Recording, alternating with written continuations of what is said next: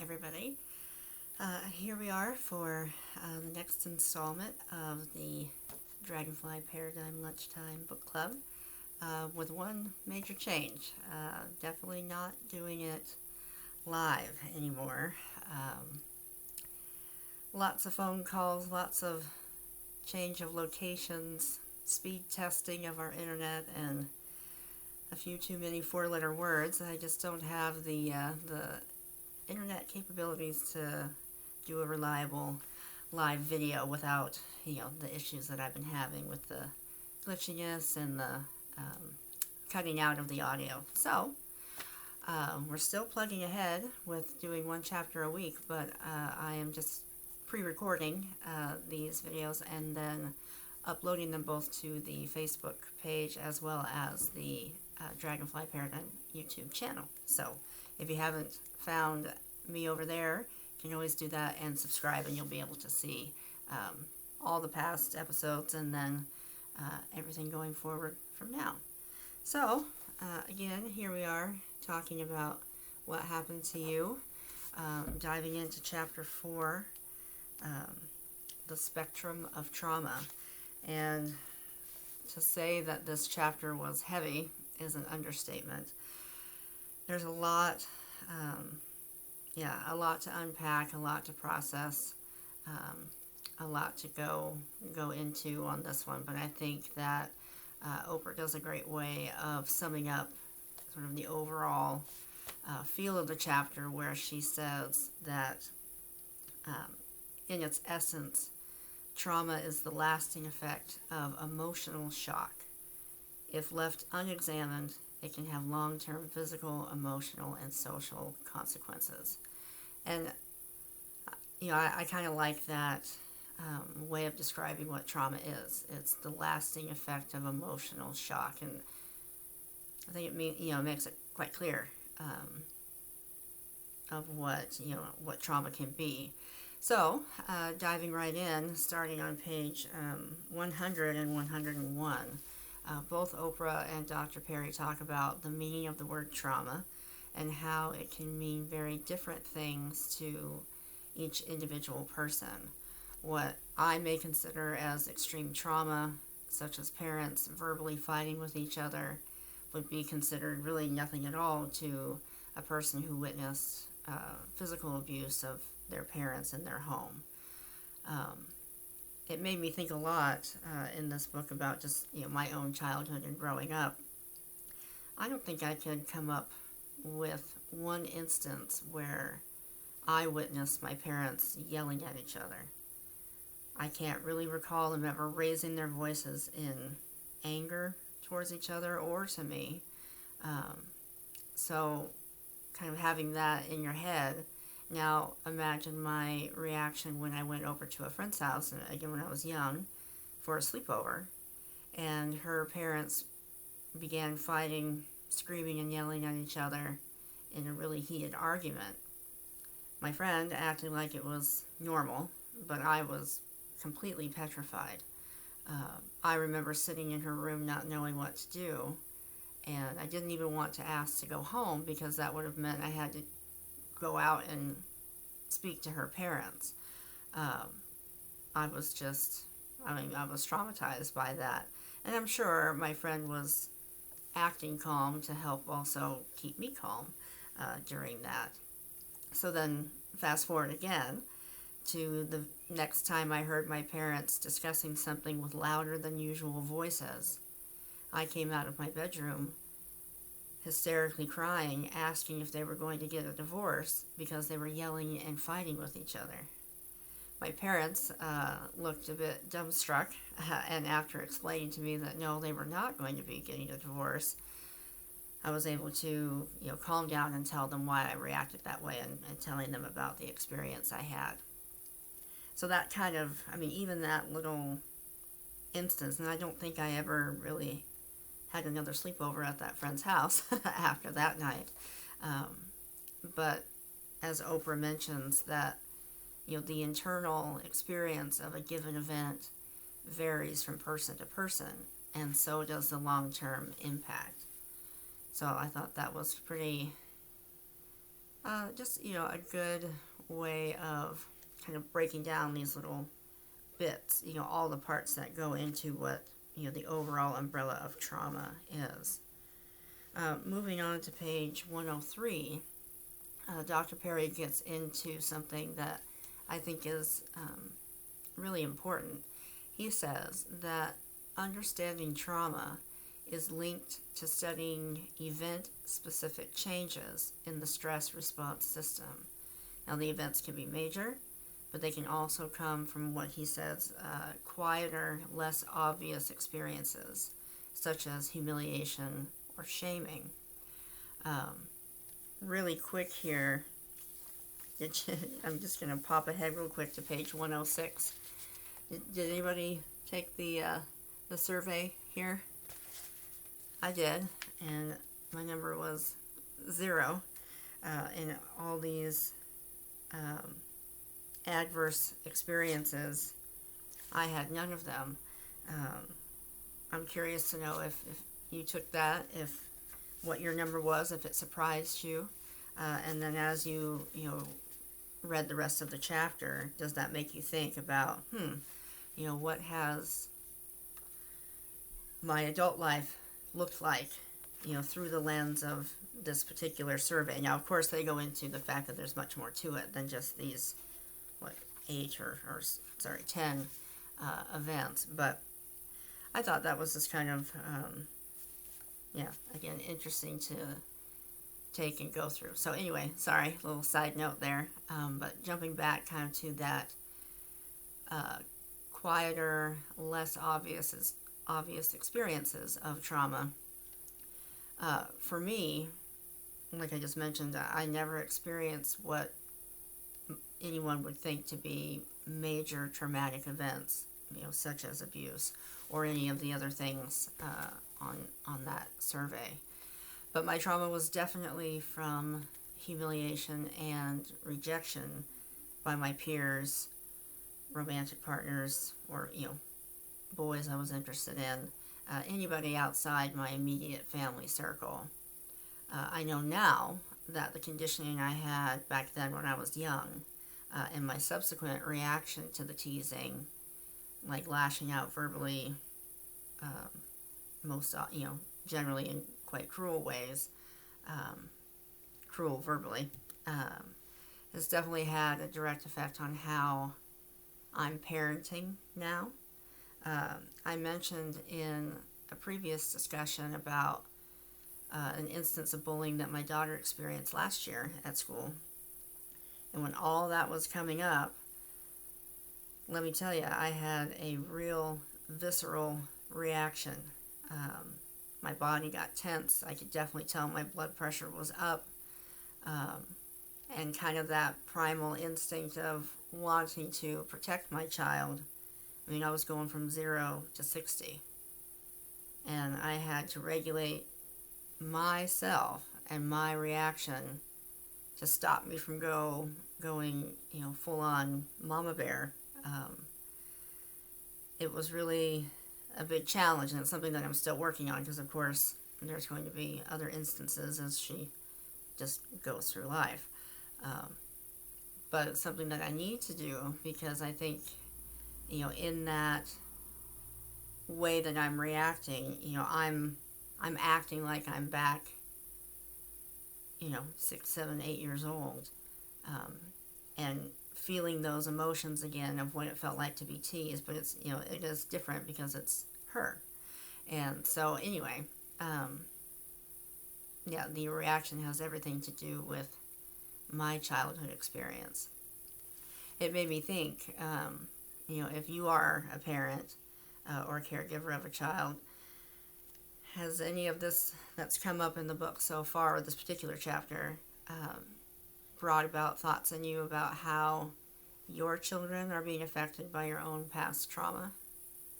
A friend of mine reached out after she read this chapter and just shared some of her takeaways with it, specifically around that, how our past traumas are affecting the way that we parent our children now.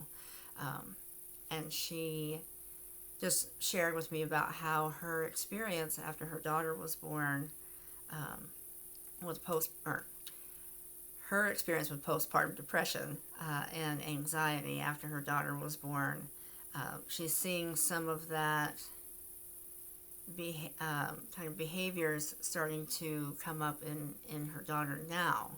And one of the things that she was mentioning was just kind of anxiousness that she's seeing in her child, neediness, and my friend was really, this made her think about how in those first few months of her daughter's life, my friend was going through major emotional trauma from the postpartum depression and coupled with anxiety, and how is that, again, short period of time affected her now as her daughter is growing up. Because I think at one point they do say how just 2 months of that early trauma in a child's life can have lasting effects as they go into adulthood. But as she was sharing this with me, that it was difficult to kind of take the ownership of that, because of course there's no blame or shame to be had when you're talking about postpartum and anxiety. But what's important for my friend to know and to take away from this book is that just by recognizing that behavior in her child, she's now more equipped to apply the techniques and to reach out for support to assist her child in handling these emotions. So it's kind of hard to take when we're seeing results of past traumas playing out in the lives of our children through our parenting. But the key, I think, is to stop, recognize, don't blame or shame yourself, and reach out for the support. Do the things for your child that perhaps you wish were done for you when you were young, or as you become more aware of these behaviors in yourself, you can share the tools and strategies with your child about what worked for you and what didn't. So instead of getting kind of lost and mired down in the I shouldn't have done that, this is awful for my child, so and so, you can go down a rabbit hole of guilt and shame. But you got to stop that and recognize and then act in a positive way to address the issues. I do think, overall, this chapter is a tough one. It's a hard one to get through, especially if you haven't done much examination of your own past traumas and how they are affecting your adult life. I think recognition is the first step to any change, and that can be a hard pill to swallow if you're not ready to face it. And you'll do all kinds of things, I think, as Oprah mentioned, to avoid, brush off, and just try to get over it. Kind of leading into that, one part, I don't know how you reacted, but the part with the little boy with his father in the grocery store, with the interaction with the grocery store clerk, it just breaks your heart there for that particular instance. But although the story is heartbreaking, it was also a big aha moment for me, as Oprah would say. When the boy, reached out just by saying those couple of sentences to the grocery store clerk, and the clerk had a very kind, comforting reaction. But the father, as it says here, was worried that the boy needed to say more. He thought, we've got to get it out. We've got to get to the trauma. That was my aha moment. And the father's insistence that the son needed to get out his feelings and talk about his mother really hit me hard. When anyone close to me is going through something traumatic. I've always thought, especially now as I've gotten older and been doing some of this kind of, work myself, that talking it out, getting into the big, long, deep, cathartic, emotional sessions was really the only way to process the event and be able to move on. So this particular section, it was just like, wait a minute. I was kind of like, yeah, come on, Dad, get the kid to talk and he'll feel better. But of course, as Dr. Perry elaborates with how that played out, that's clearly not the case. So it was really hard for me to read this, but it was good because it made me kind of step back and have to remember that what I think will work for them or will work for anybody else is not always what will work. That the point that he drives home here is that it's the small moments with complete present acknowledgement of another's feelings where profound healing can happen. And that, again, that hit me quite hard because it's hard, especially like I want to help someone, and I think the only way to do that is, like I said, these big releases of emotions to kind of, purge it, get it out, but that's not always the best, and it's certainly just because it's something that I think I should do for myself, that doesn't mean that it's going to work for somebody else. And the way that Oprah described kind of her relationship with Gayle King and their talks that they'll have over the years, small moments of real honest sharing of experience, and then someone will crack a joke or you do something else and you kind of move on, but that doesn't negate that very important moment there where some healing was happening. So that was my big kind of looking at myself in the mirror there going, maybe that's not the best way to approach, to offer assistance or help to someone when they're going through something like that. Kind of got to let them lead the way. So, as I've said, I think several times, it definitely was an intense chapter.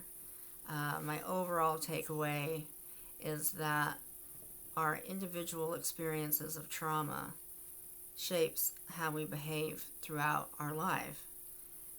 And until we work through those events, we will continue to live with the lasting effects. Oprah states it very nicely in her opening to this chapter that trauma is difficult to reconcile, and in an effort to move quickly past any discomfort, we make light of it, find ways, both healthy and unhealthy, to soothe it or simply bury it down. But the work needs to get done. To have any kind of, real movement forward to, break the cycle, break the habit, break the behavior that's not serving you anymore. But it's not easy. It's definitely difficult. So as we learn, from this chapter, the work can be done not in the big, emotional, cathartic moments, but in small moments. And I think a good way to leave this discussion is just to leave you with Oprah's words at the end of the chapter here, that as you revisit your past, know that no matter what happened, your simply being here alive makes you worthy, and know that there is hope. Wellness is possible. It happens one moment, one step at a time. So with that, I will say, see you next week, friends, for Chapter 5.